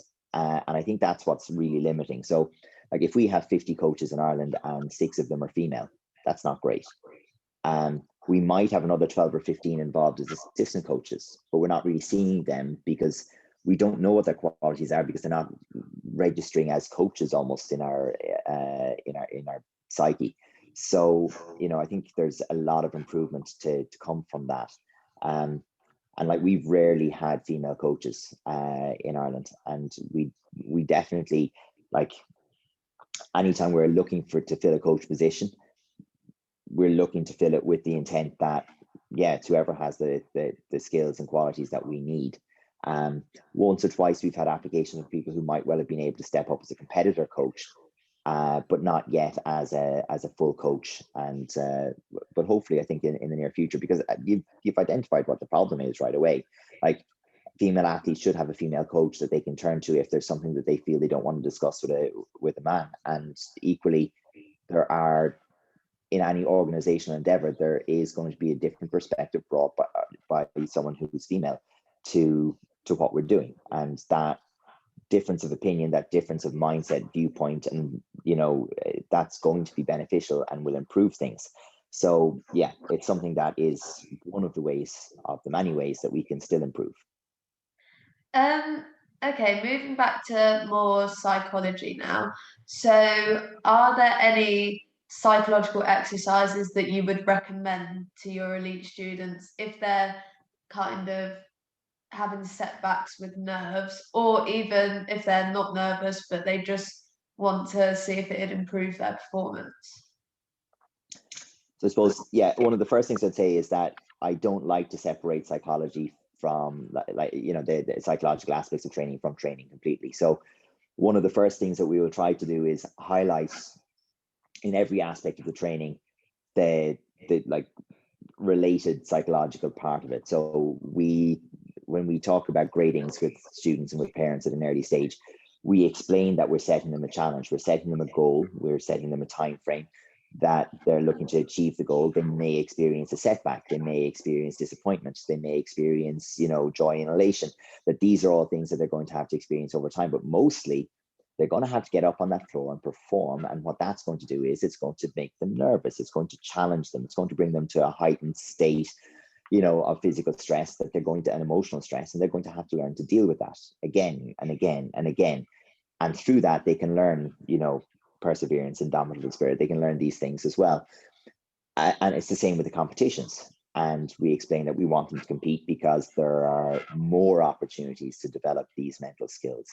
When we come to the training and the exercises that we use, we try to follow a model of skill development that allows them to simultaneously develop the mental capacities to be able to deal with the competitive pressures. So we don't only practice patterns in isolation. We will practice them opposed. We'll practice them in uncomfortable situations. We'll practice them with loud music playing. We'll practice them, on your own watch by the whole club. We'll practice them, and we do that to, and we will tell them we're doing this to try and make it harder up here, but then equally, we, in terms of going to where you're talking about it, we will set a competition plan for people as they progress.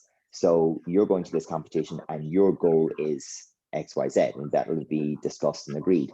But it might be that, well, this new technique we've been training on, or this strategy that we've been working on, well, we want to see this tried at least 4 times in every match. If you have 1 match, there will be 4 attempts at least. If there's 5 matches, well, we're going to have 20 attempts. And we'll know how many times it worked, and we'll know how many times it didn't work, and what, so we'll work from that point of view.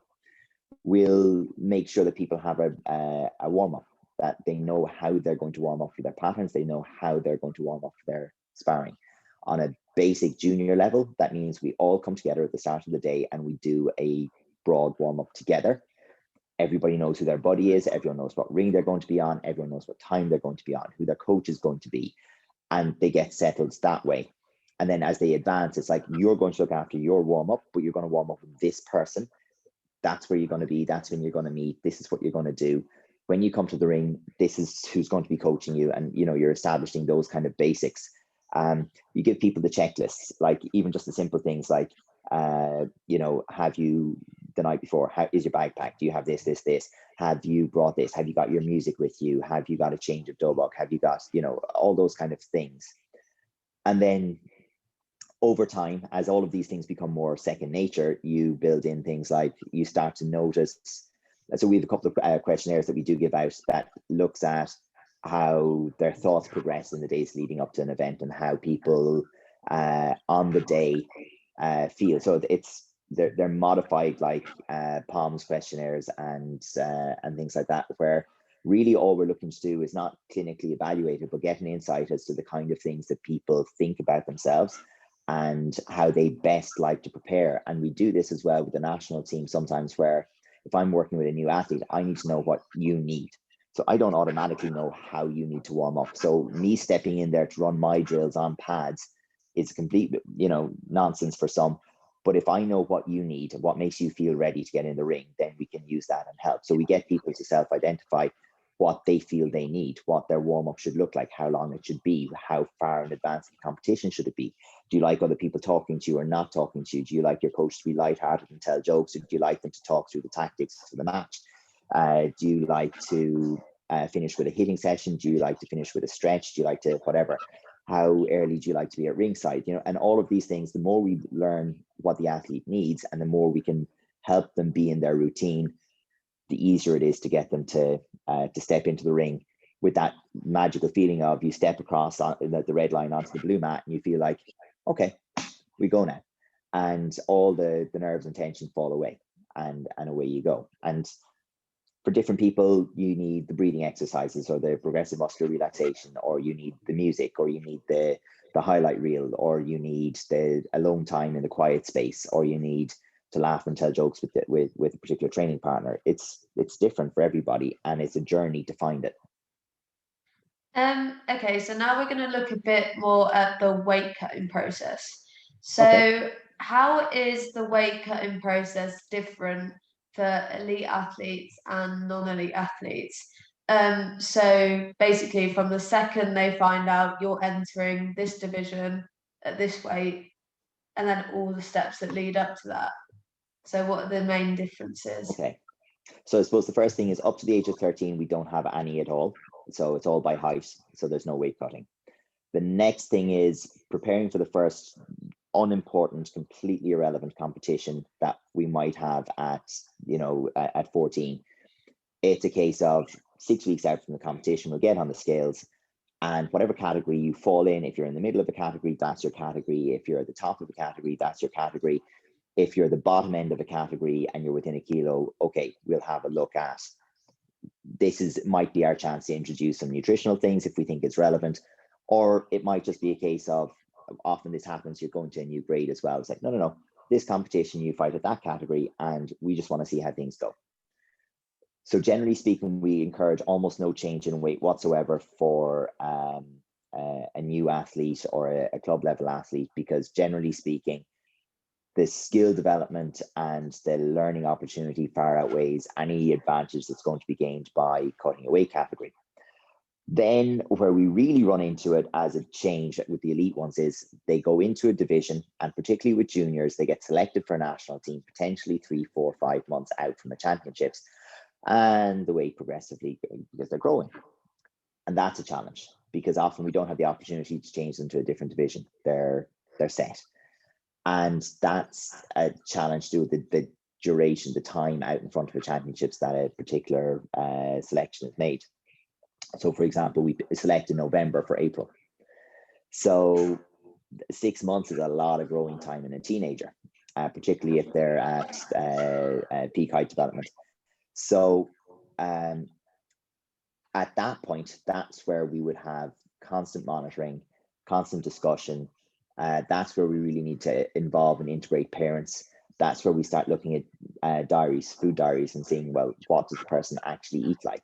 That's where we need to look at body composition and say, well, look, is this realistic? Because if they have low body fat and their weight is trending upwards, they're not coming down. So we have to make a decision early in that case. And that's happened once or twice, but more normally, a person will be maybe gradually trending upwards. There's some fat that you can manipulate through diet. And then there's the case of we may have to take weight down by a little bit, but we're talking about small amounts, particularly with juniors. And very often, if you're talking about a 45 kilo junior female, you've got smidgens that you can safely manipulate. So we try to keep the focus on the training and not on the weight management. And it's only in the case where we find ourselves in a situation where someone has committed to a division and the weight starts to go on in the last 6 or 8 weeks before, where we actually have to look at strategies there. And that's when, okay, that person gets a very individualized plan and discussion around it, and that's where we'll try to manage in the least invasive way possible a weight cut. And then the immediate follow-up to that is, and for the next championships you go up a division, because we don't want that. For me, it's one thing if a senior athlete lets themselves go out of season, the weight goes on, and then they've got a tough ask over 6 months to go from being 6-7 kilos overweight back down onto competition weight. That's a senior, that's an adult. They make that decision. They can do it responsibly, irresponsibly. They can get help, they cannot get help, but they're adults and they make that decision. For juniors, our role as coaches is to educate. And so we will educate both in terms of proper weight maintenance, but also in terms of, but you're growing. Your weight will tend towards this. Really, you should be concerned about training well, training to perform, feeding yourself to grow, to perform, and to do all of those things. And last to consider, and what division do I enter? Okay, so we've all seen it in an international competition like Worlds or Euros, where obviously if someone doesn't make weight in the weigh-in room, they have the big buzzer that echoes around the entire room just to let everyone know in there that you haven't made it. What are your opinions? You sound on like that? you're talking from personal experience there. No, I haven't. I haven't had that. I've seen it. I haven't had that. But how do you think that? So, say you've got a 14-year-old who is entering -60, and they've stepped on the scales and they've heard the big in front of 2 or 3 different teams, because usually there is 2 or 3 different teams in there at the same time. What's your opinion on that weight buzzer for a junior? Yeah, I can honestly say I've never thought about it, but I'm very happy to say I don't think we've had we've had very rare instances of difficulties with the buzzer. We've had lots of difficult day befores where people were in a position they shouldn't have been in, and we've been like fighting fires. But is there a mental association with the buzzer, with the negativity of it, with the idea that other people will know? Maybe. I don't think there's any good way to find out that you may just have kicked yourself out of the last 6 months of work and effort or anything along those lines. I think it very quickly summarizes the connotations of a job done not so perfectly well. And it could be a load at the time. And I don't know if it matters that a load of strangers have seen it or not, but it's very public, very fast. It's an unfortunate aspect of all of the weight control sports, and you do see this in the Olympics and everything. Is like, thankfully we're not a team sport, so I mean, I've seen it in rowing where someone doesn't make weight and a rowing pair or quad is out, and that's not good. But like the whole area of the weigh-in is one of those things where if it's well managed and you never have to worry about it, then great. But at the end of the day, 100 grams on one scales in one environment at one point in time, it's a very tenuous thing. It can be quite a difficult thing to get right. And I think where someone is likely to not make it, like we know beforehand that they're not going to make that weight on the scales. They don't get up on that scales and get surprised by the red light and the buzzer.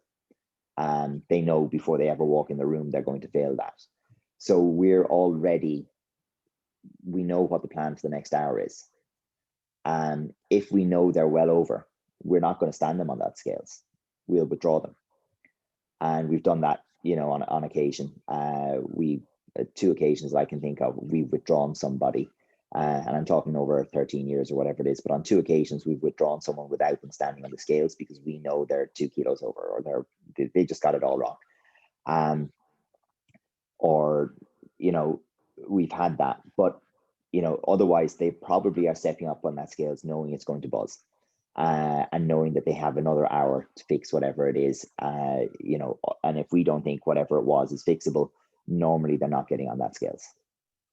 So that's kind of where we're at. Okay, so going more over to like structures now, do you think that there should be any form of organizational structure in place to ensure that junior athletes are coping with all of their lifestyle stresses? So obviously sometimes in the junior category you can get people who are 18 and maybe they're in their last year of A levels and now they're trying to choose what university to go to. They've got all these different things. Obviously they're training and then they've got to get ready for a big competition, got to do all their exams. Do you think that there should be something in place to ensure they're coping, or do you think that's something that they should be able to take care of themselves because they've chosen to be in a national team environment? Yeah, well, on that second point, I don't think there's anyone who actually understands that. It's like, you've chosen to pick a particular university course. You don't understand that course. You don't know what the requirements are. You're just going to find out as you go.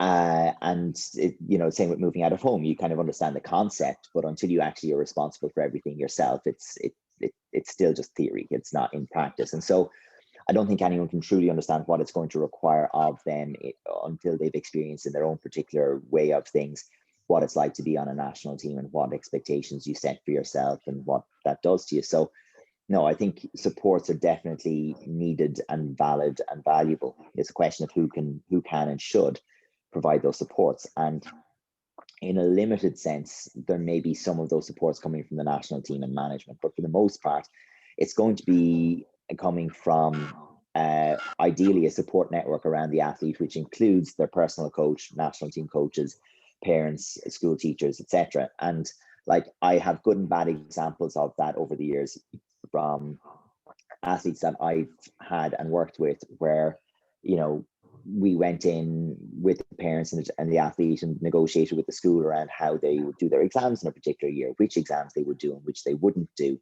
what their summer would look like, how they would catch up on missed time. which tournament they wouldn't go to because they were going to have to reinvest in their school time afterwards, and you know, what their like schedule at home would look like, what they'd be excused from in terms of family gatherings and events, and what they would actually have to be at because they were priorities. And like, it really is a communication thing, and the better the relationship with coach, athlete, and parents, the more you can get into those other areas as well. So like, my best relationships with athletes have been with the ones where we could genuinely just, okay, anything that needs talking about, fixing, solving, it's a team effort to do that with coach, parents, that, you know, the whole lot. And the ones that are much more challenging are the ones who come to you when the problem is already too great to solve in the time frame.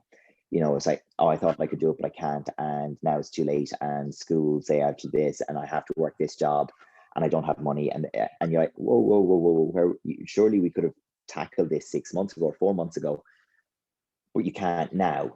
And so where do you go forward? So I think the one thing that we can do organizationally, in which we do, is that on a coach education level, when the coaches are qualifying, they have to receive training in, like, we're not just coaching technical skills. Like, we're coaching, as we break it down, you know, you have the physical, cognitive, social, and emotional skills, as well as your technical and tactical.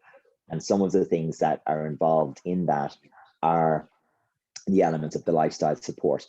And, you know, as this conversation goes, the support of a female athlete is not entirely the same as the support of a male athlete. And some of the elements in terms of like the personal, physical, and lifestyle things are quite different. And you know, and so for us as coaches, we need to continually educate ourselves on how to deal with every segment of the population that we're dealing with, whether it's older adults, whether it's young children, whether it's female elite athletes, or whatever. And those transitions are really important. And that's what it is. Like, as you go from, you know, a secondary school to university, or from university to employment, from, you know, when you get married, when you have your first significant relationship, or when you have a child, those are big lifestyle transitions, and they all need help and support. And it doesn't stop when you're a child, but that's some of the first big ones. And, you know, the more education and training coaches have to be able to help and support with that, the better. And the more imaginative and creative solutions that we're exposed to, again, the better. So the final question I've got is, do you think that psychology exercises are important and can greatly improve performance, or do you think they're just like an added extra that could potentially improve performance but isn't necessary to get a great performance? Yeah, so what it comes down to for me is that you can't separate them. So you know, an athlete is always you know, a blend and a balance of all of the characteristics that go into being an athlete. So they have physical capabilities, they have an understanding of the techniques and tactics, they have certain proficiencies there, but, you know, also they have, you know, they have quantities that are measurable in a psychological sense, in terms of their perseverance, their confidence, their risk tolerance, their, you know, all of these things.